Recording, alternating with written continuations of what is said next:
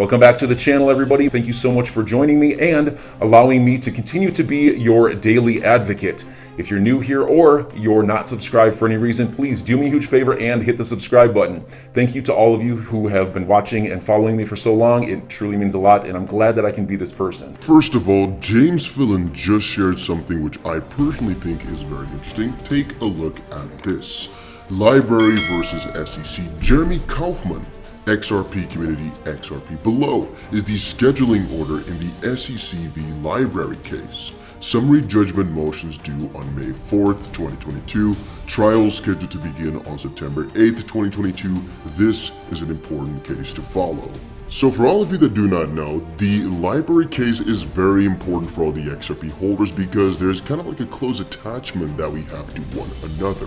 One of the most fun parts is that the case is already pretty old, already pretty stupid, and apparently the SEC also in that case wants to keep extending. Take a look.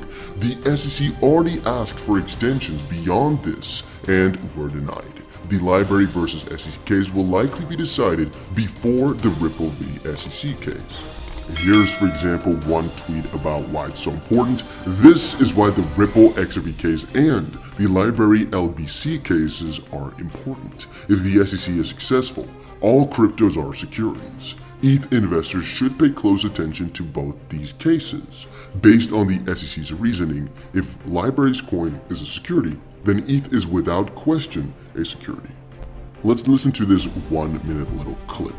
This is something, a funny thing that happened when the SEC compelled me to give testimony, is they're asking about, they're asking me things like, so LBRY wasn't done yet.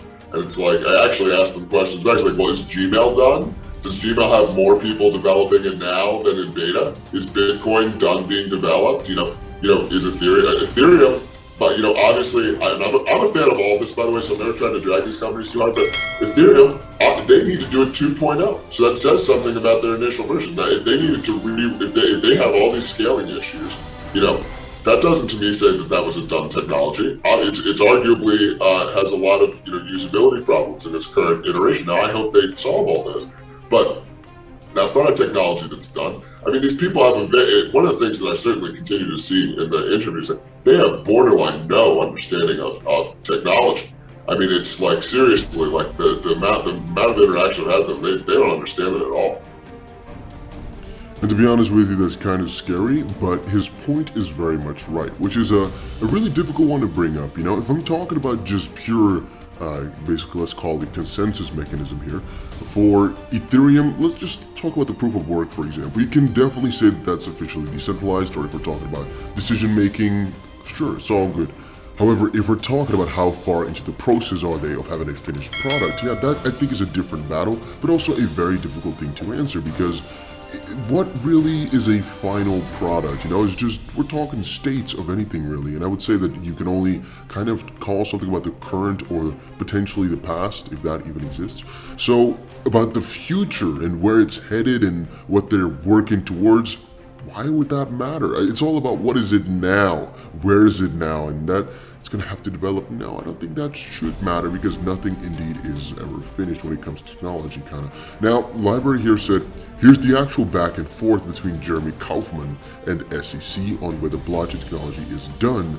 And I don't even want to cover this kind of because it's like, you want to kind of look at it like this because it's so cringy.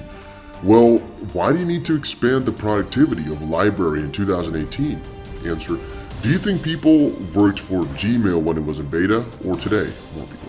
The question, I can use my logic and probably say that more people, that is actually a good question. Probably more people work on the Gmail team today than when it was in beta, question mark. He says, so similar thing here. It's kind of interesting how he has to say, I can use my logic and probably, of course more people are working on it now with almost anything. It's actually really funny. Name a company. Are they smaller or bigger than they were at one point or another? Some will be smaller, yes, but for the majority of these things, if they're growing, if their plan is to continue on with their business, well, they're most likely gonna, you guys understand what I mean. I'm gonna kind of explain myself in a stupid way here, but you guys understand what I'm trying to say. And they describe the root of the problem lies with this. So this is Mr. Vito. So Jeremy, I'm just trying to understand GitHub a little better because we're not engineers and we don't pretend to be. That's again a fun little thing because GitHub, if you don't understand it, well, then how could you potentially even ask so many questions about this? It's funny, but also scary that they can't comprehend to the smallest this technology. And I really kind of feel guilty, feel sad for a judge that has to make a decision on something which is so difficult to comprehend and where the accusers most likely still don't really know what they're going after or why they're making such a choice. Even with Ripple versus SEC, there's so many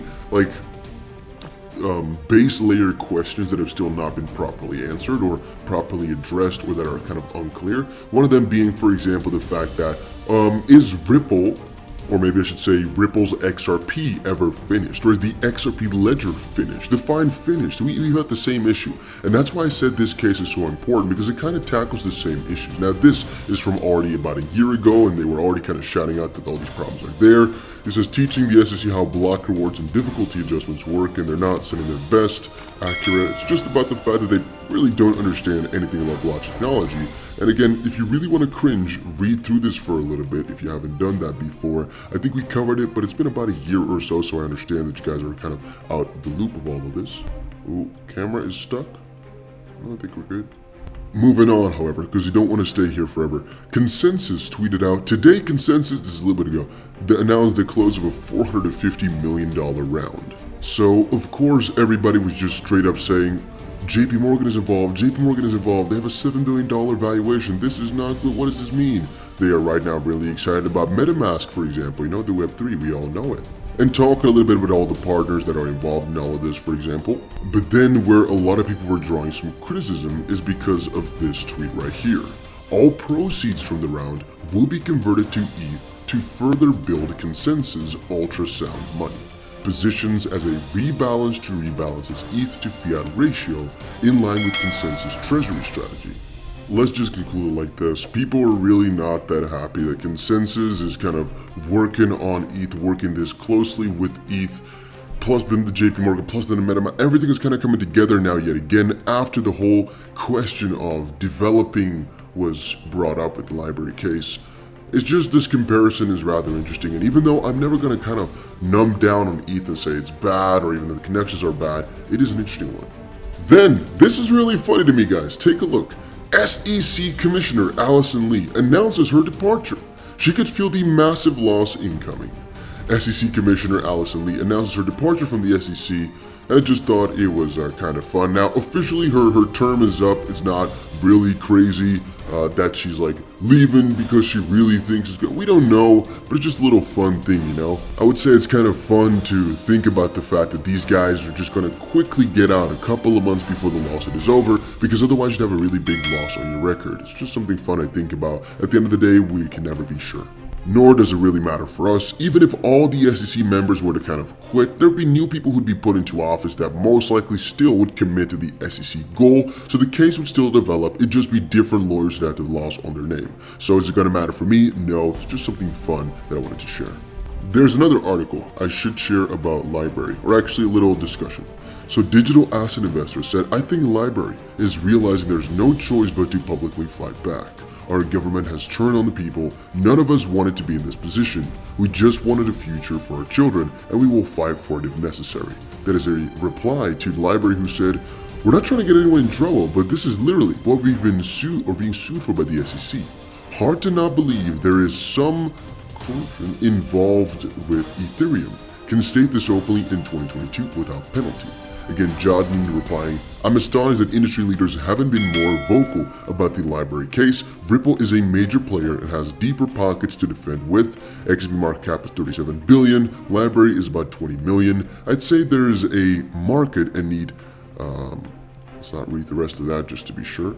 And if you're wondering where this is all connecting, it's actually what I just told you guys about a second ago, which is the whole Consensus ordeal. If you read it properly, you can see this right here. Consensus has long maintained a significant treasury of ETH stablecoins and other crypto tokens, and is actively using its own financial infrastructure such as MetaMask Institutional and Consensus Codify staking.